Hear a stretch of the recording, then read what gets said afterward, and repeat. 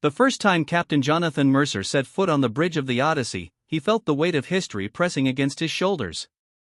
The human fleet under his command was small, outdated, and by the standards of the galaxy's ruling powers, utterly obsolete. But Jonathan had a fire in his chest that even the most advanced alien warship could not quench. "Status report," he barked, his voice echoing across the dimly lit bridge. The hum of engines and the faint static of the comms were the only answers. Lieutenant Sarah Bennett, perched at the sensor console, flicked a series of holographic switches. "Sensors clear, sir. We're approaching the Zethera expanse. No signs of patrols, no known hyperspace anomalies. Perfect for a hidden slipstream jump." Mercer's jaw tightened. "Good. We don't want company, not yet. If the elders knew where we were, well, let's just say we wouldn't last the day." Behind him, Ensign Kyle Ramirez stared out the viewport, his reflection ghost-like in the glass. "Sir, do you really think we can build an empire out here? Beyond all the stars?" Mercer didn't answer immediately. He looked at the vast stretch of black, punctuated by pinpricks of starlight and distant nebulae.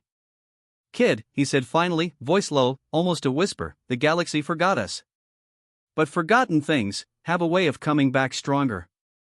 The Odyssey slipped through the Zethera expanse like a shadow among ghosts. For humans, these regions had become sanctuary and laboratory alike. On planets carved from ice and molten rock, humanity tested its limits, terraforming dead worlds, constructing starports hidden beneath dense asteroid belts, and building fleets that no alien intelligence would ever suspect. Commander Elise Warren, the tactical officer, entered the bridge with her usual brisk efficiency. Her sharp eyes scanned the data streams with the precision of a predator. "Captain, preliminary scans suggest Zethera 9 is suitable for a command base. Atmospheric stability, mineral wealth, even a natural gravity well to mask our presence from long-range sensors." Mercer nodded. "Make the preparations. We're not just hiding, we're laying the foundation. Humanity doesn't just survive. We rise." The hours that followed were a blur of precision and tense coordination. Fleets of transport ships unloaded cargo on frozen plains, robotic miners burrowed into mountains of iron and silicate, and engineers erected energy shields capable of masking entire settlements from detection. It was during the construction of the first orbital station that Mercer received a message from an unexpected source. Encrypted, terse, and almost desperate. "Human fleet, you are observed. Do not attempt to expand. You were cast out for a reason. Compliance will spare you." Mercer read the message twice. His hand tightened around the comm panel. "Compliance," he muttered. "They don't understand, they never understood. Humanity doesn't comply. We endure. And we rise."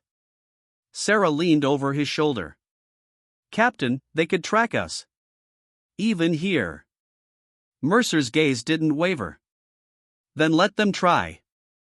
By the time they find us, it will be too late." Beneath the surface of Zethera 9, humans worked tirelessly. Laboratories buzzed with energy as engineers and scientists accelerated technological development. Every failure was dissected, every obstacle overcome. They were no longer the fragile species the galaxy had dismissed, they were relentless. And in the quiet corners of the fleet, the human soldiers trained.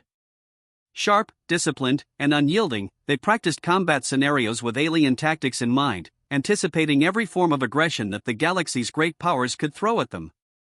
Months passed. What had begun as a fleet of exiles became a civilization in miniature, cities carved into mountains, energy grids humming with quiet power, starships rolling off hidden docks like silent predators.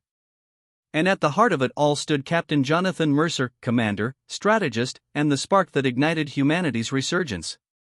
One night, as the twin moons of Zethera 9 cast pale light over the settlement, Mercer stood on a ridge overlooking the fledgling city. Beside him, Sarah spoke softly. "Do you ever think about Earth?" she asked. Mercer didn't answer immediately. His mind wandered back to the blue planet they had been forced to abandon, to the stars of their childhood sky, and to the bitter taste of exile. "Every day," he admitted. "But we build not to return. We build to surpass." To make the galaxy remember us, not as the weak ones cast aside, but as the force it should have feared all along. A distant hum rippled through the sky. Mercer's gaze shifted to the horizon where the first test of their hidden fleet shimmered into existence, a new class of human warship, sleek, deadly, and unseen. It was a promise, a whisper of what humanity would become. And in the shadows of the stars, something ancient and vast stirred. Something that had watched humanity falter and fail, only to see them rise again. The galaxy had forgotten the humans, but humanity would never forget the galaxy. The first light of Zethra 9's twin suns barely touched the horizon when alarms tore through the orbital command station. Captain Jonathan Mercer was already on the bridge, his hands gripping the railing as holographic displays flickered to life. "Report," he demanded. Lieutenant Sarah Bennett's fingers flew across her console. "Sir, we have incoming probes. Unknown vessels. Signature patterns do not match any standard Elders class. But, they're approaching fast. They've been hiding in the void." Mercer's jaw clenched. "So someone knows we're here." "How many?" Sarah hesitated. "Approximately 12. Small ships, but heavily armed. Cloaked. They're scanning, trying to determine our capabilities." Behind her, Ensign Kyle Ramirez swallowed hard. "Sir, do we engage?" Mercer shook his head slowly, eyes narrowing. "Not yet. We observe first. Let them underestimate us. Let them think they've caught ghosts. That's the only mistake they'll make." Commander Elise Warren leaned forward, her fingers tracing the incoming flight paths. "Captain, they're probing the outer settlements. They might attempt a strike if we don't respond." Mercer's lips curved into a thin, almost imperceptible smile. "Then we'll teach them how ghosts fight." Deep within the hidden asteroid belt surrounding Zethra 9, the human fleet prepared its countermeasure. Ships slid from concealed docks like predators emerging from shadows. Each vessel was equipped with stealth systems, energy weapons, and hyper-missiles designed to overwhelm far larger opponents. Every human aboard had been trained for this moment, this first encounter with the galaxy that had cast them aside. The unknown ships probed cautiously, scanning the surface of the planet and the outer defenses of the stations. Mercer's hand hovered over the comm panel. "Wait for my mark. We strike not just to repel them, we strike to make them remember who they are dealing with." Hours passed, the tension unbearable. Then the first attack came, a volley of energy pulses that detonated harmlessly against the human shields. The enemy was testing them, daring them to respond. Mercer gave the order. "All units, engage. Target the lead ship. Take them by surprise.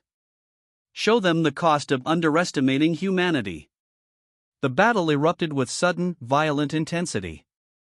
Human ships moved like shadows, striking from unexpected angles.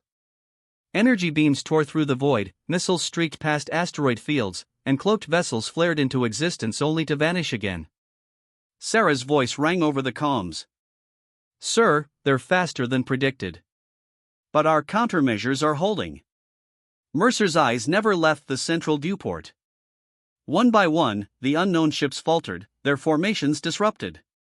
A missile strike disabled the lead ship's cloaking mechanism, revealing an alien insignia unfamiliar even to human intelligence databases. Elisa's fingers danced over tactical controls. "They're trying to retreat, but our traps are closing. They can't escape the belt without passing through our interception fields." Jonathan Mercer allowed himself a brief moment of satisfaction. "Good. Let's remind them why humans were never to be ignored." By the time the battle ended, only a few of the intruders remained. They withdrew into the void, wounded and wary, leaving behind a trail of wreckage and unanswered questions. After the fight, Mercer stood alone on the observation deck, staring at the wreckage orbiting the planet. Kyle approached cautiously. "Sir, do you think they'll come back?" Mercer's eyes were cold, yet burning with resolve. "They will. And when they do, we'll be ready. They've seen only a fraction of what humanity can do. That's the mistake most of the galaxy makes, assuming we're weak. Assuming we obey. assuming we are forgotten. Sarah joined them, voice quieter now, tinged with awe. Captain, this is just the beginning, isn't it? Mercer didn't answer immediately. He let the silence stretch for a moment, watching the suns rise higher above the planet's horizon. Then, with a steady voice, he said, yes. This is the beginning. And when humanity rises from these shadows, there will be no empire in the stars that will forget us again. In the days that followed, the humans worked tirelessly to expand their defenses and refine their strategies. Laboratories buzzed with energy as new technologies were reverse-engineered from the alien vessels they had captured. Engineers tested propulsion systems that would allow human ships to move faster and strike harder than ever before. Political intrigue, too, began to stir not within the human empire, but across the stars beyond. Rumors of a hidden human power spread through whisper networks and intercepted communications. Leaders of distant star systems debated, were these rumors true, or simply desperate tales to unsettle rivals? By the time any empire realized the truth, the humans would already be beyond their reach. One night, in the heart of the orbital station, Jonathan Mercer gathered his top officers in the strategy room. A massive holographic star map lit the chamber, showing clusters of stars, planets, and potential enemy territories. We are hidden, he said, voice low but commanding. For now. But we will not remain hidden forever. Our task is not just survival. It is dominance.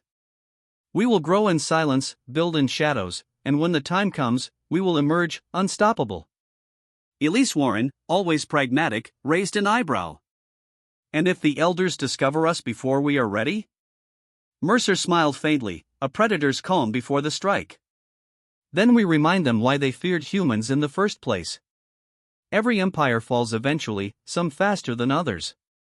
We are the reckoning that comes from the void. The officers nodded in quiet agreement, each feeling the gravity of their mission.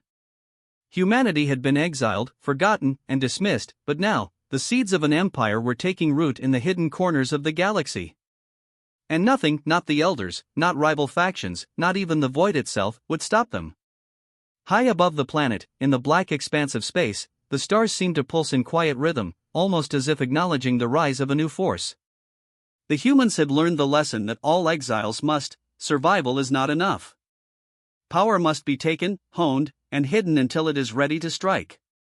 And for the first time in centuries, humanity felt the thrill of destiny. In the darkness between stars, a whisper of inevitability spread. The galaxy had forgotten humanity. But in the shadows, humans were forging an empire, one that would shake the cosmos to its foundations. The galaxy had forgotten humans.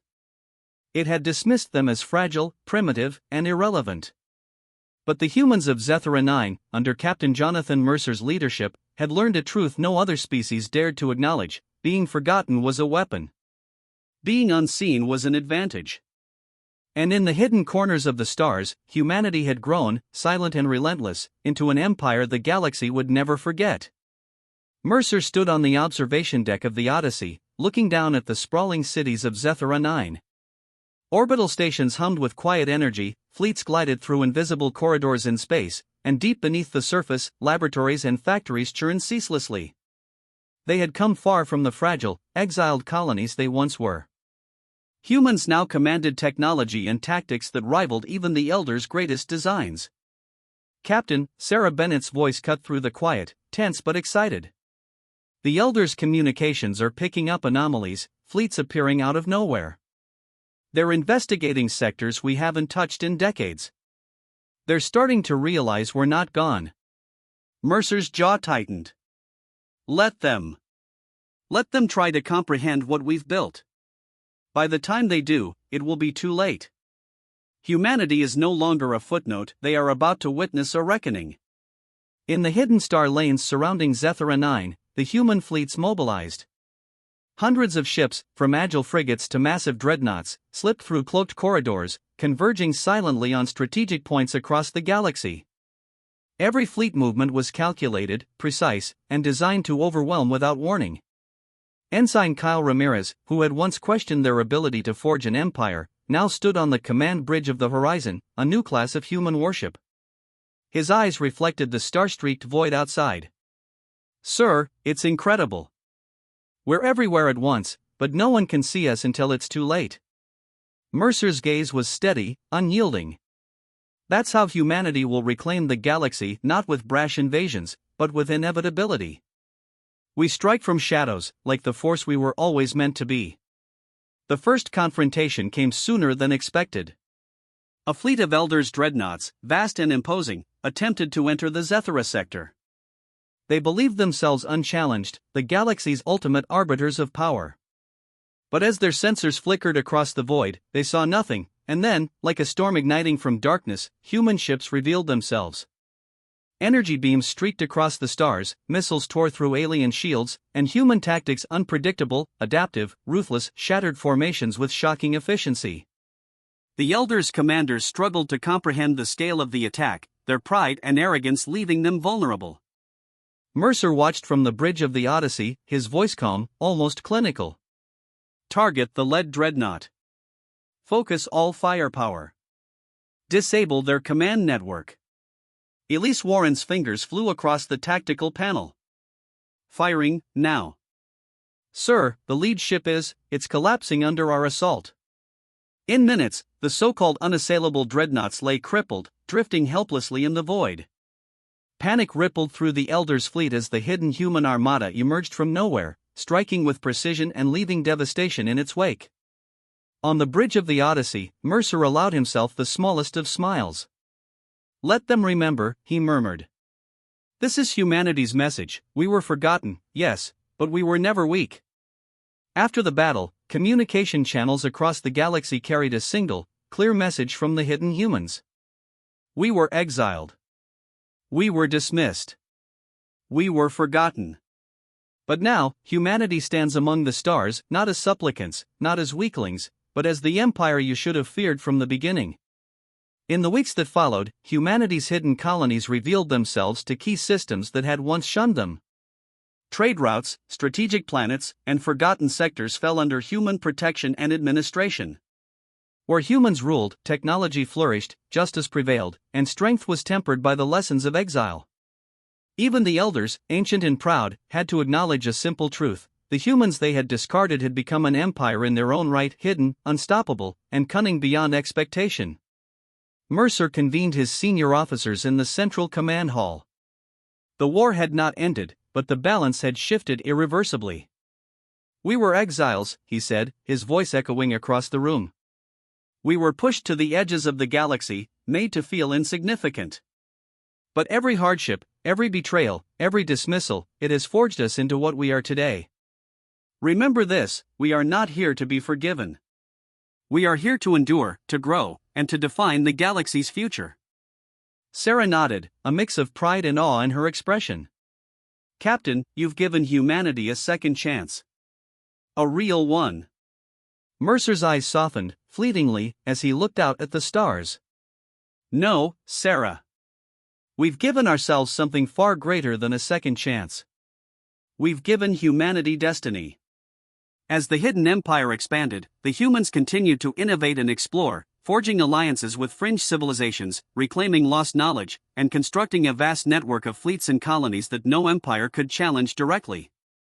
They were everywhere and nowhere, ghosts and rulers at once. In the quiet of his quarters that night, Mercer reflected on the journey that had brought them here. From fragile exiles to masters of hidden stars, humanity had defied every expectation. He thought of the blue planet they had left behind, of the memories of home, and of the unyielding determination that had carried them through centuries of exile. Humanity had been forgotten. Humanity had been exiled. And yet, through perseverance, ingenuity, and an unbreakable spirit, they had forged an empire hidden among the stars, a power that would shape the galaxy for generations to come. And somewhere, in the deep expanse of space, the stars themselves seemed to acknowledge it, their light reflecting off human ships like a quiet, eternal applause. The galaxy had learned a lesson it would never forget: never underestimate the humans. And from the shadows, humanity watched, waited, and rose, an empire built not by permission, not by mercy, but by sheer, undeniable will.